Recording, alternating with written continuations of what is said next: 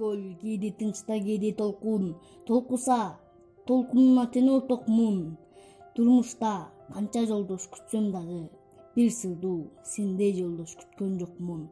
Залкар акыныбыз Алыкул Осмонов керемет саптарды көлүбүзгө арнаган. Скөл кыргыз бермети. Тейлигертеден ата бабаларыбыз көлүбүздү көздүн карагинде сактап, ыйык тутуп келишкен. Анын сулуулугун, касиеттүүлүгүн мечендеген акын жазуучуларыбыз таназалаган чыгармаларды жазышкан. Сүрөтчүлөр болсо ажайып көркөмдүгүн кагаз бетине боек менен түшүрүп, укмуш картиналар жазышкан.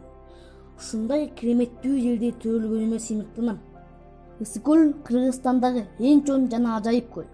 Дүйнөдөгү 25 ири көлдүн катарында жана эң терең көлдөрдүн тизмесинде 7-чи орунда. Республикабыздын түндүк чыгышында жайгашкан. Эң терең жери дээрлик 702 метрге барабар. Көлдүн узундугу батыштан чыгышка 182 километр. Ал эми түштүктөн түндүккө карай 58 чакырымды түзөт.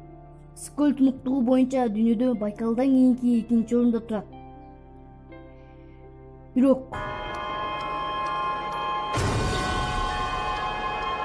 көлүбүздүн бүгүнкү күндөгү айланасы таштандыга толгон абалы өкүндүрөт. Көлүбүздү тазалыктап, кийинки муунга татыктуу өткөрүп берүү ар бирибиздин милдетибиз.